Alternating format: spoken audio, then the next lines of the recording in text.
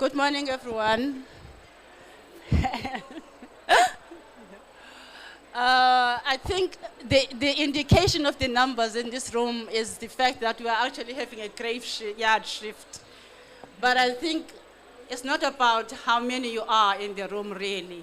It's about the quality of the conversation.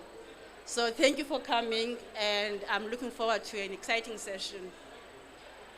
This session is called Implementing Transition Finance Guide, looking at challenges and opportunities. The way we're going to structure the session is that I'm going to set the scene very quickly, introduce you to our panelists, all three of them at the same time, invite them to make an opening statement, each of them, open up the session to the room for questions to be asked and clarifications or comments. I hope you will participate very robustly at that time. And then I will then ask open-ended questions to each of them to allow them to just expand on their topic of expertise. And then hopefully by then we're all still awake. We can then be able to close the session. So as everybody here knows, how many people in the room are not South African? Welcome. Everybody is South African. It's almost speaking to the converted. Okay, so everybody knows that South Africa has a multi-billion-dollar opportunity to accelerate the shift to a renewable-based power system. Of course, this would mean that the country must leverage the world-class solar and wind resources and strong tailwinds of the global investment community, ramping up onto net zero financing. South Africa could lead an energy transition that drives a very strong economic recovery, especially post-COVID. We all know that the cost of inaction is grim and is unacceptable. Failure to act will be catastrophic for us as South Africans, for the economic recovery of our country, and for the poorest of the poor within our country.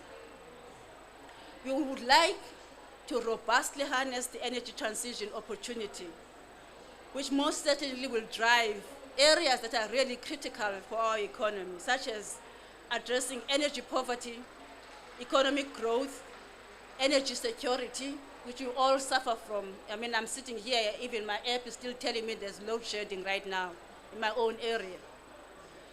But not only that, but it can position South Africa as a global leader if we get this right, and thus create the blueprint for other developing countries or other jet programs in other countries that are yet to transition to a net zero economy, and learn from us as South Africans the proper way of doing so, or learn from our mistakes and our experimentation what to avoid. Just a couple of things. Our president last week criticized the international donors for making it hard for poor countries to gain access to the aid to fight climate change, which is also true. If you've been to COP many years, you'll know that this is a song that has been sung many, many times. And we are all on one hymn sheet, but we don't have the action that follows through. And I'm hoping that maybe in this COP we might actually see a movement towards that. He also asked for a clear roadmap to deliver on the decision that was made in Glasgow last year.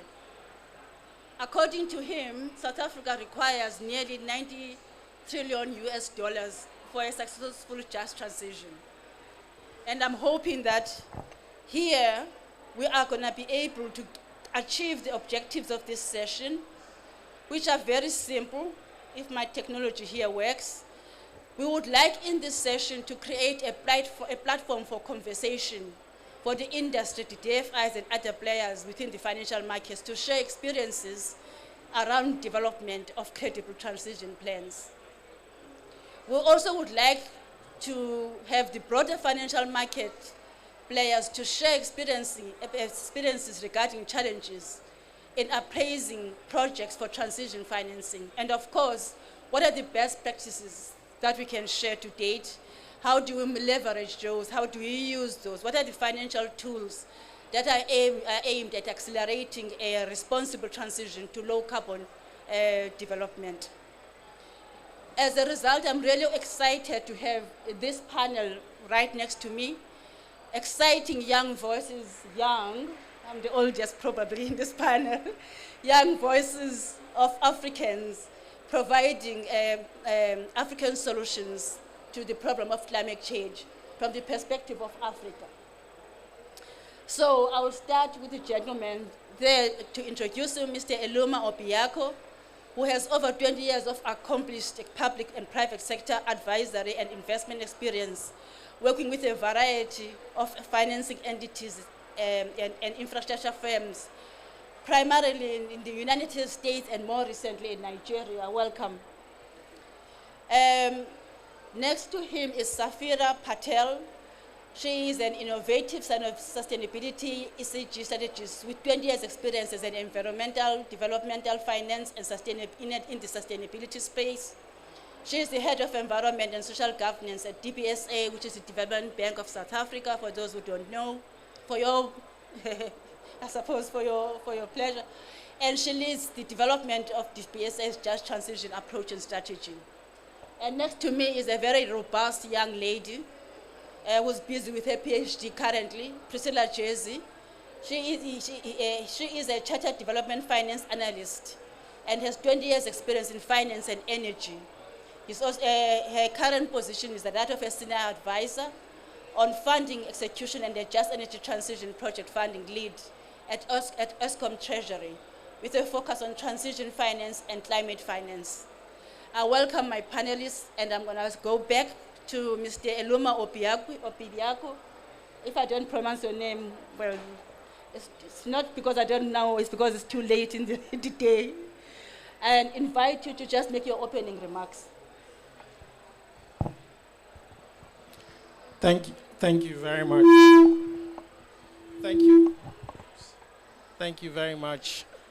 Thank you very much for the opportunity to speak on this important issue. And of course, I'm here to represent the Africa Finance Corporation. A couple of quick observations, which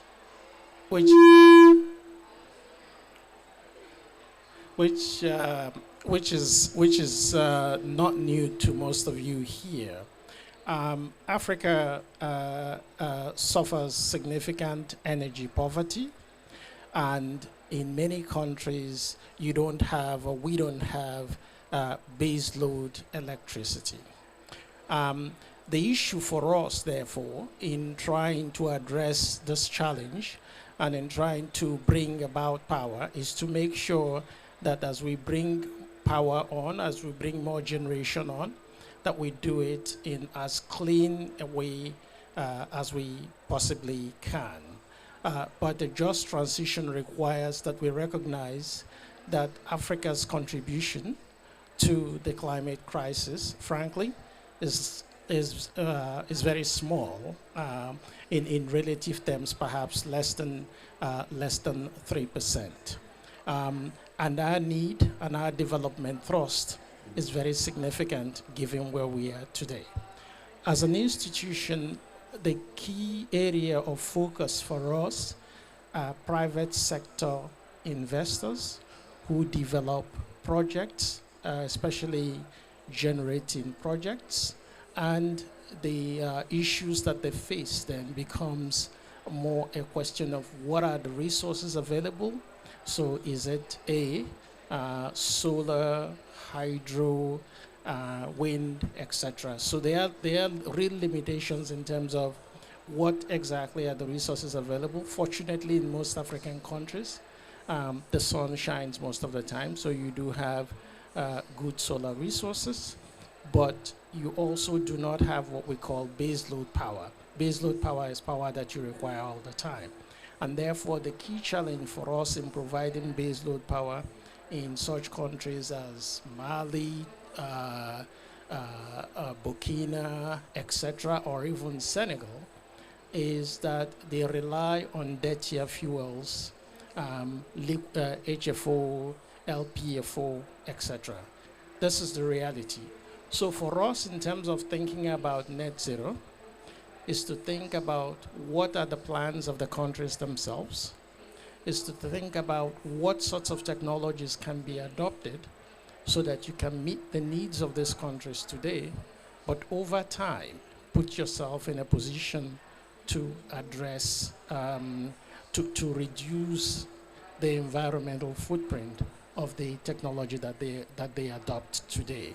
In real terms, that means that if, for example, I were doing a project, and this is practical, in Senegal, perhaps I can think of a dual or triple fuel plant that can use liquid fuels, that can use gas, and even when using gas, can use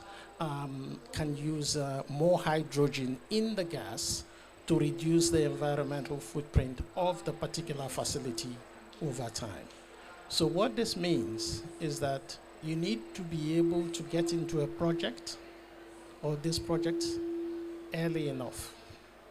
It's not enough for you to wait for a client to walk through your door with a fully developed project where they already have an EPC contractor, etc., and then you begin to suggest ways for them to take into account climate issues. Those issues need to be taken into account at the design stage. Because of that, we have a project development facility wherein we're able to engage in projects early. And because we're able to engage in projects early, we're able to shape the technology that is adopted. We're able to shape the environmental considerations that are done, and we're able to, over time, help the project evolve. This is on a greenfield basis. One last quick point for brownfields. For brownfields, we're able to also speak to parties about repurposing sites from dirtier fuels to cleaner fuels, about repurposing technologies. And that would mean retrofitting oil burning facilities to burn something else. So these are all technological approaches that have financial implications because people come to you for finance, but you need to meet them at their point of need. That is to say, you need to meet them early, not very late in the process that you're having them start over. I thank you.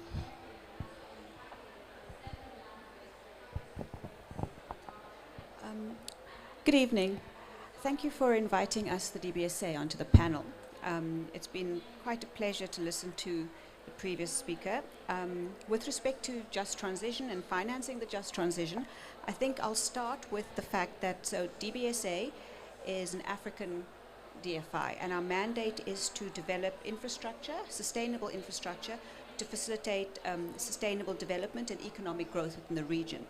So within that context, we play a very critical role for the region and for the just transition and the low carbon, the move towards the low carbon economy. If we take what we're doing from three different perspectives, the internal, the partnerships with our external parties, as well as our projects, I think I'll focus primarily on the internal because that speaks to how we're positioned internally and how we're set up to ensure that we're able to provide and deliver the projects and the infrastructure that would then support our move towards a low carbon economy.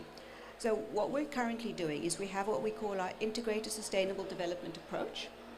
It's the broad framework of which all the different activities that we're doing across the organization, shall we say, hangs. The reason we have one integrated approach is to ensure that all the different parties, sections, teams within the organization are all aligned and are able to then work together in symphony to facilitate the move that we so badly need.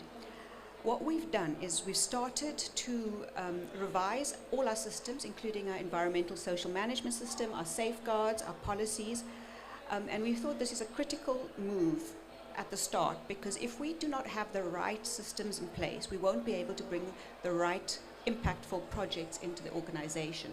And even when we do bring the projects into the organization, we will not be able to do our due diligence and also try and mitigate any risk.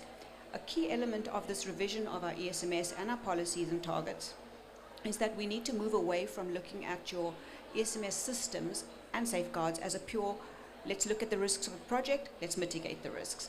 Within the transition, we need to move away from that completely. What we need to do is look at the projects up front as we develop them, as we design them, and get involved in that stage from a project prep perspective and from a programmatic perspective.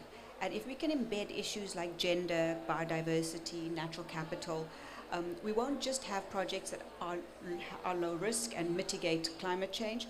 We would then end up having projects that also speak to issues like gender mainstreaming and ultimately net positive.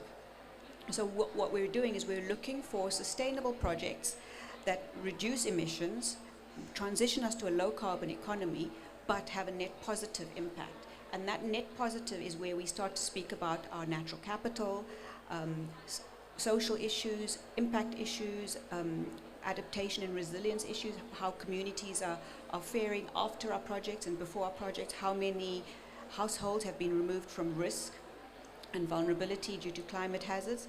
So it's a general movement, and we're getting our systems in place so we can support this big wave of project that is coming our way and needs to come our way.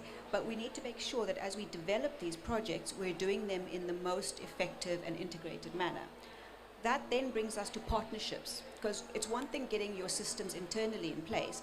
If you don't have your external partners, let's say IDFC, GCF, JEF, KFW, and all our various credit lines, you won't be able to move the market and move the projects and the programs to start creating those projects. So that's also critically important, and we are leveraging and working with our partners to deepen our impact. And that again speaks to our net positive. And then lastly, speaking about our projects, as an infrastructure bank, we're traditionally used to looking at infrastructure as a grey, concrete, hard infrastructure. We now have to move, and we slowly are moving into considering biodiversity and natural capital as ecological infrastructure. And I think that move will be really important for the bank, for the region, for all of us, is that also facilitates that net positive. So it's not only focusing on low carbon and mitigation projects, it's ensuring that our transition is supported by the right systems and policies, but also facilitates that net positive that we absolutely need for us to move along the trajectory.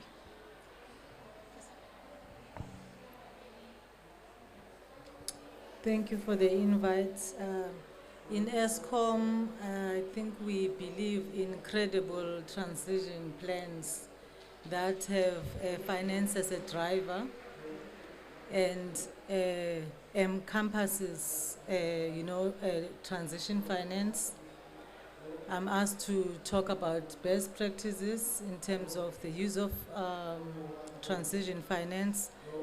We know that it is a new concept that is framed differently by different countries and defined differently as a financing, for high emitting companies to move towards the low carbon print.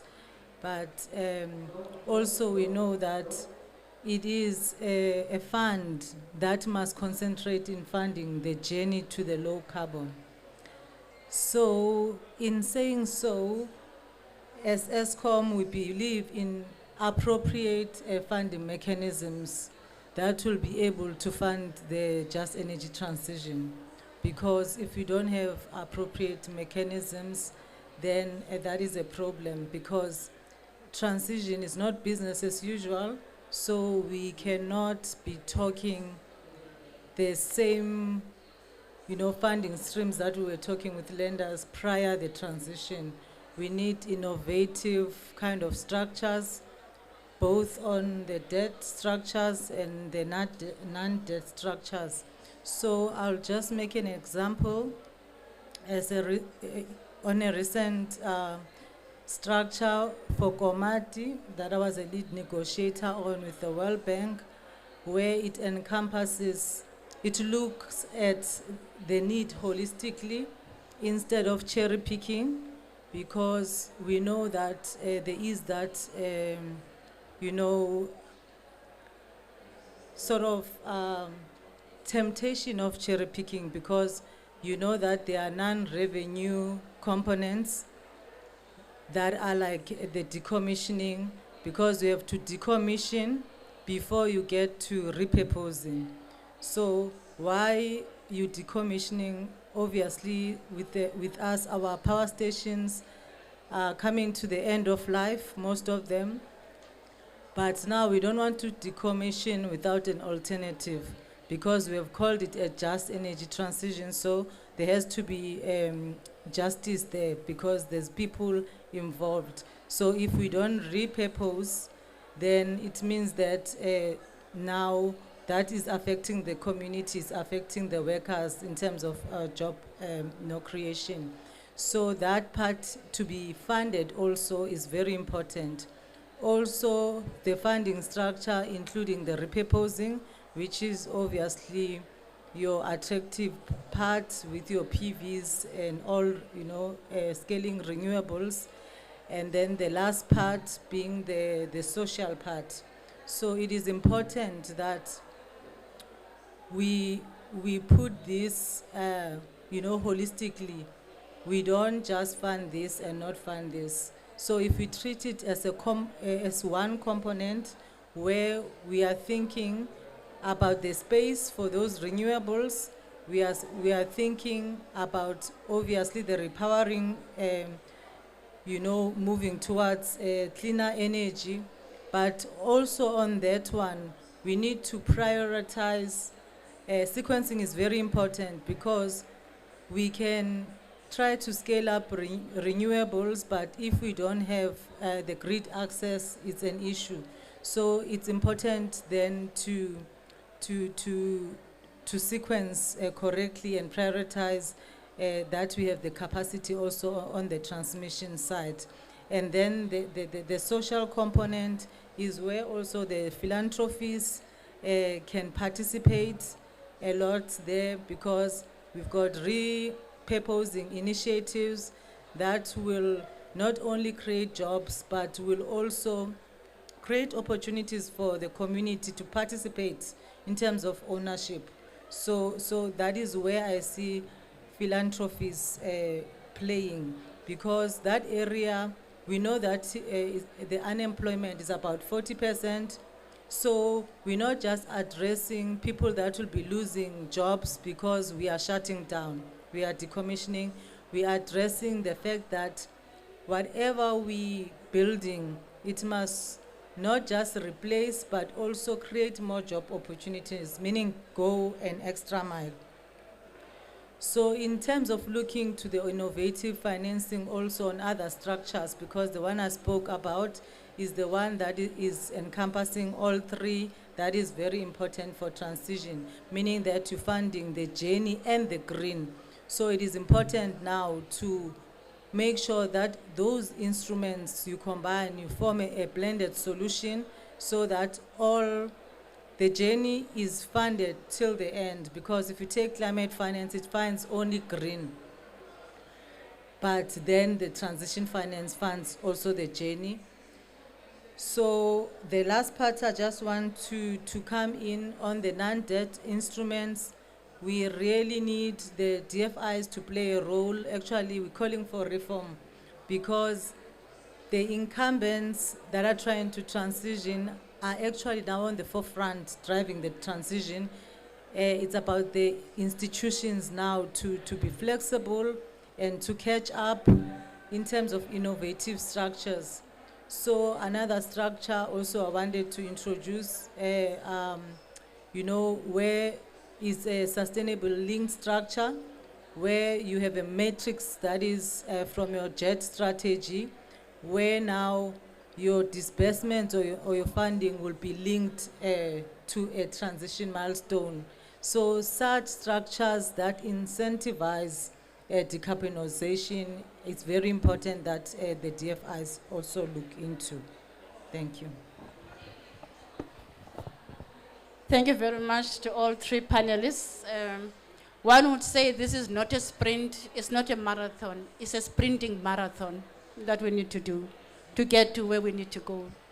So I will want to open it up to the room and see if there are any comments, additional inputs to what our panelists have already said.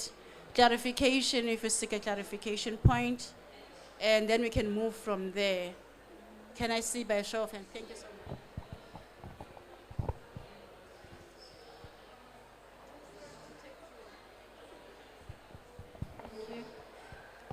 I had a question from the gentleman.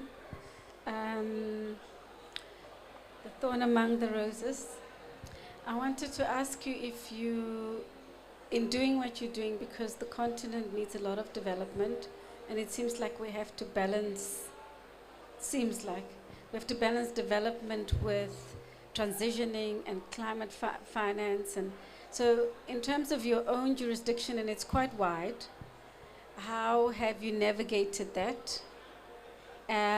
Particularly from investment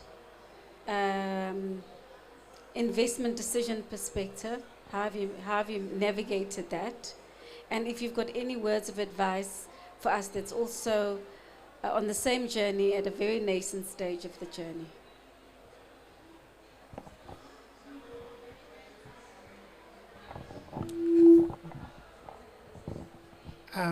Thank you. We're still navigating it. You're absolutely right that there needs to be a balance. It's very clear to us, though, that the development imperative for Africa is non-negotiable. As I started out,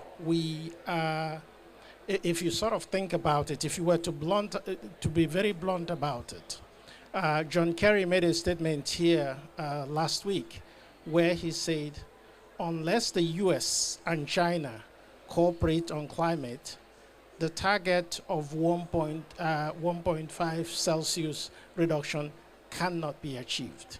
And the reason is very simple. The US, China alone is responsible for about 9 billion tons of CO2. Right? Senegal is responsible for less than 10,000 tons of CO2. In comparative terms, if China were to make a 1% differential in what it does, it's more than everything Africa can do. Right? So we're not lost on that. Is it better? Okay, great. So that's not lost to us. So where we see resources in Africa, like gas, like hydro, solar, etc., we try to prioritize it in the balance, recognizing that you have to have development first.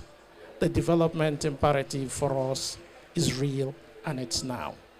But as my other colleagues have said, we also have to recognize that we have a moral imperative to preserve the environment. So the projects that we bring into being have to be, number one, as clean as possible, and number two, have to have built into them the capacity to get them cleaner going forward. So we've established systems in-house that allows us to do exactly that balancing that you're talking about. When projects come in the door, if you're a certain technology, we will see if we can restructure it early so that it fits and it does that balance that you're talking about.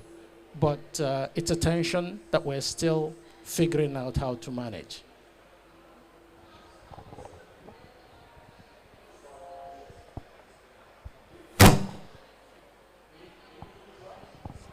Sorry, I don't see any hands in the room. Maybe let me just ask broad questions to the panel again, just to allow you to have more time. Maybe Safira, what is DBSA doing to support transition financing?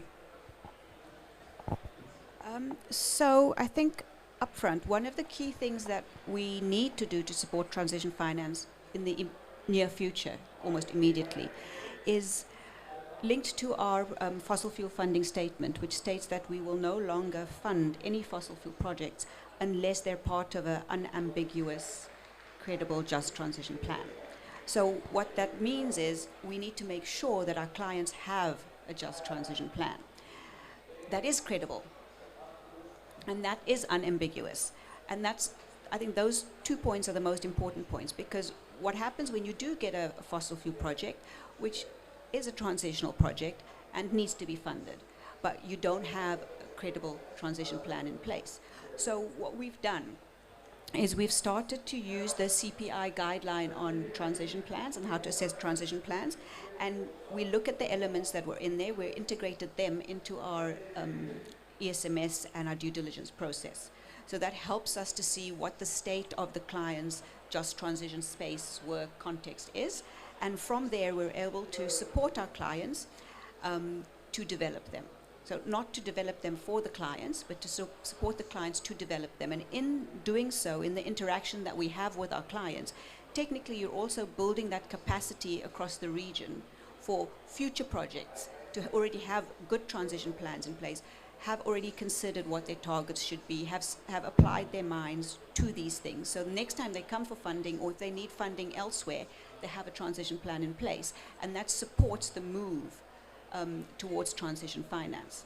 So maybe if I can just recap quickly on how we ensure we have these transition plans in place.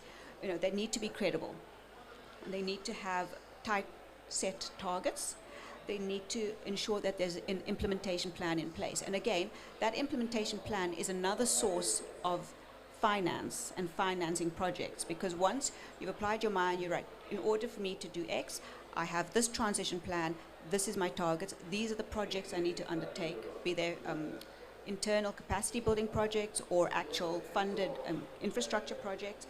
That enables us to see, okay, this is how we can further support our partners and create that pipeline that we so badly need. So it's not just a case of, oh, do you have a transition plan? And if you don't, we don't want to fund you. It's like let's work on this. Let's support you in putting together your transition plan. And that doesn't come in the form of somebody going to do it for them. That comes in the form of guiding and helping and seeing where they can go so that they can have them in place, because that then opens up projects and a pipeline for future projects across the region. So that's critically important for us. And then maybe just lastly, you know, it has to be an institutional approach, not siloed and context specific. And I think I cannot emphasize that enough. When you have a transition plan, it's based on your data, your context, your experience, and I'm talking from an organizational perspective, which means that your bespoke transition plan suits your needs as well as your country's NDCs, as well as your region, and that then starts to unlock all this additional project finance that we need to bring in. Thanks. And Priscilla, I would ask from you just to tell us, if you can, what can we do to accelerate the production of a clear guidelines for transition finance implementation and investment in order to encourage the participation of local investors, especially local banks, rather than looking outside South Africa, if we can? In terms of the guidelines, I think the EU taxonomy has done a good job in now including the transition activities. So it's no longer about just, you know, the labeling of the green activities, but they have now gone to a length of,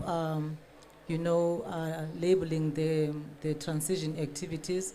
But it's still an ongoing process.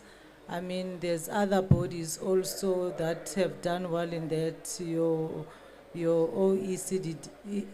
OECD, they've done a good job on that. But what I'm thinking is that whilst that is still happening, we must not wait for labeling.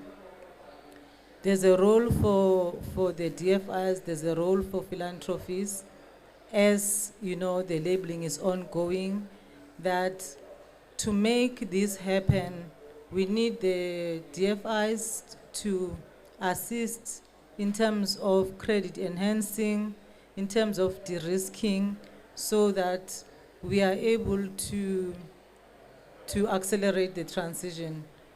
As you know that we've got fiscal constraints, and you know that the development banks, they want the sovereign guarantees, and we don't have headrooms. So if they can assist with those credit enhancement instruments so that there's no sovereign guarantees required. It will help us to move forward.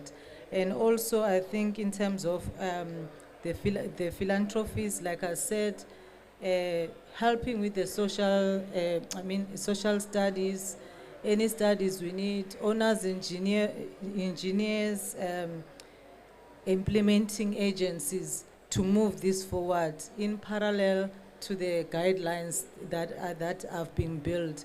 But also what was encouraging in this COP on the South Africa side, there's good work that went into that JET implementation plan. So it's a road, it's an investment plan. So it's sort of a roadmap to implementation. So that also give a good guideline in terms of now our pilot, because it's a Catholic fund, this 8.5 billion. We know that we need far more than that, but it will assist as also a pilot, to be able to crowd in the private sector, because I've talked about philanthropies, I've talked about the DFIs, but I didn't talk about the private sector. So it is important that on the blended solution that we crowd in the private sector, we look at the partnership models, your triple Ps and all, so that we are able to partner and be able to deal with this, because it's a big ticket in terms of just the initial, amount we need for the next 5 years as it's put on the plan. Thank you. Okay, I come from the world of philanthropy, and in 30 years of investment in South Africa is one philanthropy called Open Society Africa, South Africa. We look back and we ask what are the returns, and we are dismayed when we see what is happening, that democracy is in recession, the Gini coefficient hasn't been reduced, poverty is still high, all of that. I'm saying this in order to ask you, each of you, one question. What is the top priority in terms of action as we go back home that needs to be done in order to accelerate the pace towards where we want to be in the next 10 years? Well, let me start with you, even though you're not going back to South Africa, you're going back home. Maybe from your side, you can talk about what are the barriers in terms of your own area to investors who actually want to be able to bring climate not as an add-on, but as part of the design of projects.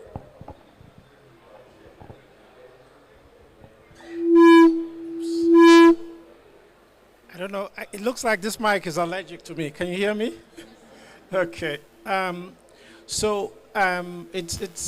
a good question. I mean, we live our dreams in terms of we're not just lenders as a DFI, we're also investors. So very recently, for example, we invested in a very large platform that has about 1,000 megawatts, ourselves and others, 1,000 megawatts of renewables. Right? So, and with that, we are essentially following what we say by investing and then bringing resources to build even more assets that will address exactly the point you're making on the ground, from the construction of these assets all the way through to the production of the electricity, all the way through to the building of capacity of various parties who participate in the process, such as project developers, and to demonstrate for other project developers to pick up the baton and run with it in terms of what we've done. That's the first thing. The second thing is also that we're working with partners, even such as DBSA itself. We're looking to work with them in Senegal and trying to basically get a cross-pollination of processes and ideas to ensure that, number one, basic platforms to achieving our combined objectives, are put in place. Number two, and most importantly, that these sets of processes can be replicated not only by the particular developers that we've worked with, but by other developers who copy what these guys have done. And we will support them in terms of equity, we will support them in terms of debt, and we will support them with mezzanine financing. And if necessary, we will get other parties to help support them in terms of blended finance, as was mentioned earlier, or lower cost of finance to buy down the cost of capital. I mean, one point I didn't make throughout this is that one of the most important things you need to do is to make sure not only that electricity is available, but that the electricity is affordable. And anything that you can do to lengthen tenors, anything that you can do to buy down the cost of capital is vital. The last point, and I think this is a very important point, is that today in Africa we're going into a period where rates are going up. The base rates are going up. The treasuries in various economies are increasing rates. Last year, base rates were as low as 0 or even negative for Euribor. Now it's 300 basis points. This translates into higher tariffs, right? So things actually will be tougher in the next 10 years than they were in the past. That is the reality. So these are things that we have to think about managing from now, and to make sure that we get precisely those results that you're speaking to. I thank you. Okay, that's a very complex question, but I'll give it my best shot from our perspective. So from the DBSA, as soon as we go back, I think one of the areas we definitely need to work harder on or try and focus on for a little bit, or at least initially, is to get our pipeline going, to try and enter projects at an earlier stage so you can guide and develop the projects right through the process, as opposed to having projects that arrive for funding and you can't influence or do anything about getting additional impact. Again, working towards that net positive. Okay. So pipeline development, I think, is one of the most important things. And then secondly, I think it's got to do with your funding models. Traditionally, I could say, funding a renewable energy plant, the models are there. Most investment teams are able to, or all investment teams are able to, think about a solar plant and go, right, I know how to do that, let's do it. We know what the risks are, we know how to manage that, let's get that project through. But when you come up and you say, well, okay, let's start funding other projects. How about you start incorporating natural capital projects into our pipeline, ecological infrastructure? And you say, well, what does it look like? How do we do that? So there are, shall we say, little shoots in the sector, in the industry, of how to fund natural capital and how to integrate natural capital and gender into our projects. But it's not considered an easy project at this stage, and I think we do need to work with our partners to develop those and to come up with those innovative solutions so that it is as easy to fund a natural capital project, a biodiversity project within the infrastructure space as it is as easy to fund a renewable energy project.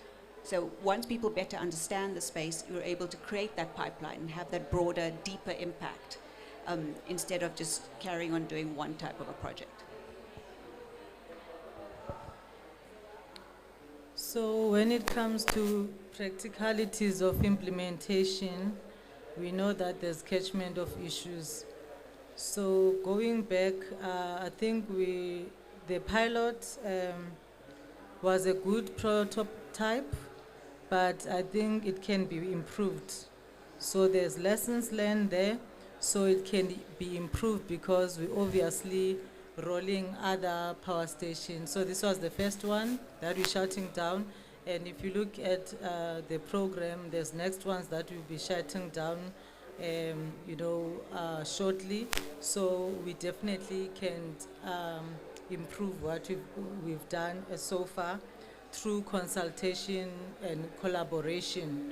So I think that's the first one. But also, to unlock the investment, the bigger funding, we need grant funding. I spoke about owners, engineers, implementation agents, and all those. Those are the resources that will assist us to implement, to fast track the implementation also. So obviously, we need to knock in these doors and get more grant funding that will assist us to sort of take these projects now that we've got this pipeline from concept to bankability, so that we can be able to unlock funding. So I think that is the first priority then when we get home. Thank you. I don't know if there are any comments from the House. Olympus?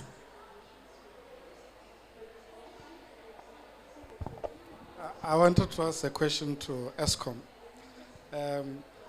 In terms of, you're doing repurposing now for Komati. Obviously, the program is for a whole lot of number of power stations that you'll be looking at. Is there a conscious decision of the type of technologies that you use for each power station, taking into consideration the JT issues? Is the choice of technology connected to the type of impact that technology would have with regard to JT issues? Thanks.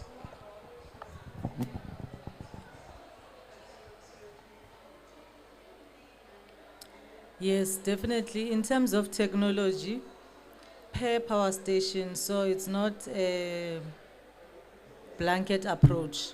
So per power station, we start with the assessment.